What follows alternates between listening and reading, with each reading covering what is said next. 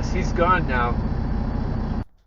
I just realized I was way too cryptic in the opening of the video, so I need to say, when I said, yes, he's gone now, I was talking about a woman who was going to have sex with someone else after her partner left the house.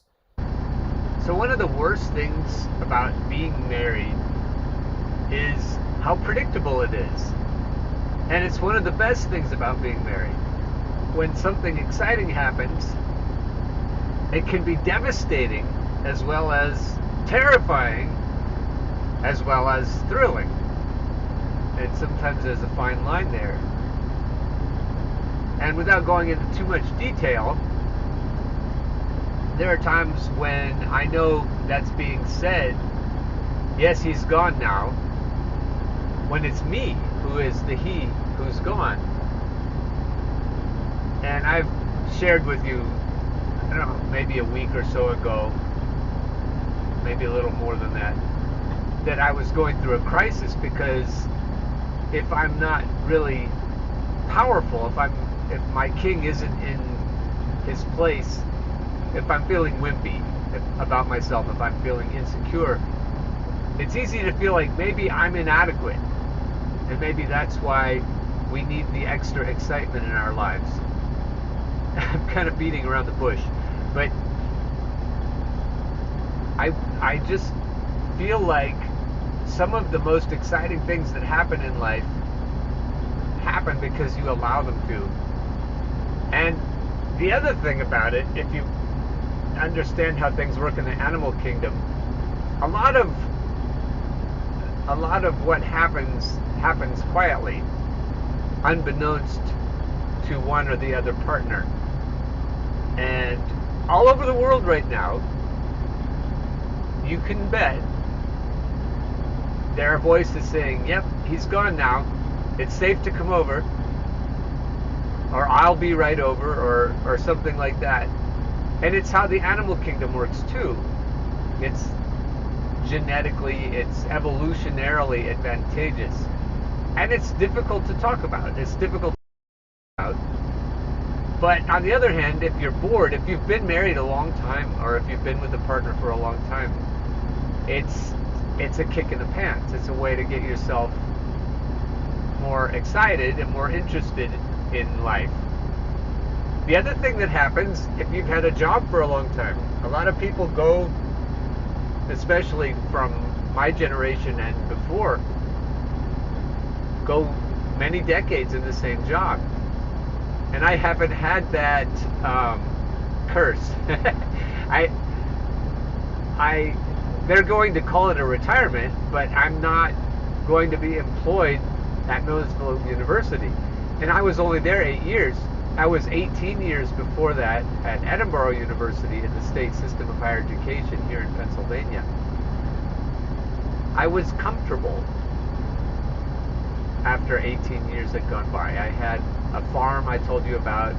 I had things established. People my age, men my age, often have all their tools where they can find them. They have, things, their lives are predictable. I don't think it's good for us when our lives are too predictable. It's weird when you can find the snow shovel in the late fall because it just seemed like a few minutes ago when you put it away in the early spring. And that's how it goes, kind of. You just kind of keep going and you get in a pattern. Alzheimer's patients, or people who are prone to that, to any kind of dementia, are hindered by things that are predictable. When people are learning new things, it helps their brain function. And I think it's good in relationships and in the way your employment works, when you find a new passion from time to time. And new things to be afraid of and to deal with, new challenges to face. I think it's good for us. New Jersey Turnpike northbound, sun is just coming up, 5:09 a.m. Eastern Time. Why do I enjoy being challenged to the point where it causes pain? And instead of tiptoeing around, I'll just come out and say that it's a kind of kink. It's a kind of BDSM thing. Some people get their jollies from pain. Inflicting pain, receiving pain, both. And there's an exquisite kind of pain that comes from psychological challenges, let's just call them. I was with somebody last year who said that she had orgasms from shock, from electric shock. There's this machine, I felt it before, that heals you by stimulating your tissue with electric shocks. And it hurts. It can be in various intensities, and it can really hurt if it's too intense. But I think that's the edge. The edginess is being close to that line between too much and just bearable. And psychologically, I said yesterday, it feels, or recently, that it feels like a shock when you have rejection-sensitive dysphoria. It physically feels like that, like a shock going through your body. It's very painful, but it's also, in a way, stimulating. And people in hot wife relationships or cuckold relationships can understand that there's a mixture, just as with any other kink, between pleasure and pain. And talking about this reminds me that one of the reasons I'm not at Millersville anymore is because this kind of topic isn't really comfortable from a marketing perspective. Not in Amish country, Mennonite country, probably not anywhere. Probably university presidents, generally speaking, are not thrilled with their free speech loving professors who want to be able to talk about anything. That was like foreshadowing there, because it sounds like in consultation with certain people that I have a pretty good First Amendment case going forward against Millersville University, against the Pennsylvania State System of Higher Education. You heard it here first. So if you're following the story, being able to talk about anything without harming people, of course, but also without taking shit from people, and exploring various ideas, any and all ideas, used to be why universities were called universities. The universe of ideas, all was up for discussion. Anything was worth talking about.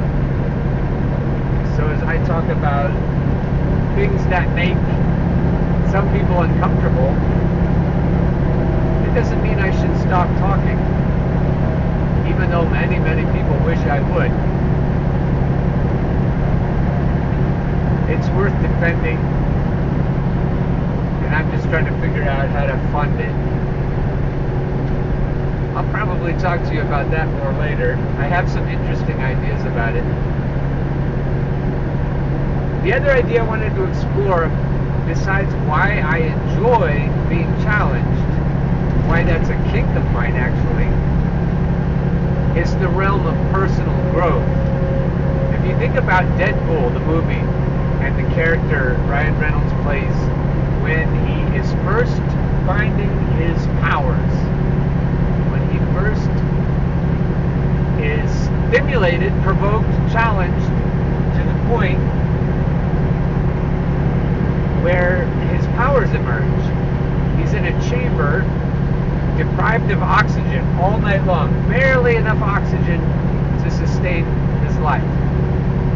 And that kind of panic, that claustrophobic kind of panic, is kind of what it feels like when your partner is seeing other people and you're not sure why. You may, if you're insecure, the panic comes when you think, well, does that mean I'm not adequate? And that feeling is like being deprived of oxygen and like being shocked. And in that state, in that condition, under those conditions, I think your superpowers can emerge. I think without those kinds of challenges, when everything is so comfortable, if you think about most marriages or long-term partnerships, it takes dynamite to wake people up. And most people don't ever wake up. Most people don't go through the kind of situation that Ryan encountered. It's interesting that in his actual life, he has severe anxiety that he has to deal with. And that's the kind of challenge he faced in the movie, too. And his acting was really cool, really fitting. So I'm thinking that's the other reason that I like to be challenged, is because I want my superpowers to emerge. And I don't think they will without that kind of extreme, edgy, pushing right to the limit and past it challenge. You are worth so much that you're worth treating yourself to some excitement in your life. And if there's any nervousness about it, any hesitation, any fear about it, then you just say to yourself, hey, I'm worth not being bored, and I'm worth being treated as though I'm valuable by the other people in my life. And if they're bored or if they're boring, then you can say, hey, I'm valuable. And one of the ways I show people value, one of the ways I expect them to show me that I'm valuable, and this is authentic, at least when I say it to myself, it's authentic. I expect to be treated as though I'm valuable, which means when you look at me, the way you act, the way you behave, the way you schedule your time, shows me that I excite you. And the reason you're exciting is because you think I'm valuable. And you can say that to yourself. And when you do, your expectations shift. And you just find that the universe treats you differently. And the people in your life... In 3/4 of a mile, arrive at home, on the right. And the people in your life treat you differently. Your expectations matter. So if you find yourself waffling or weaselly and nervous about expecting excitement in your life, and you think if you do expect it and you do act in certain ways, that you'll turn off other people and they'll be less likely to want to put up with you needing excitement, it may be time to have a discussion about that. And a discussion, the most important one, is with yourself about whether you're willing to put up with that kind of energy from the people in your life. It will lead to changes, one way or another. And if that scares you, again, have a pep talk with yourself first.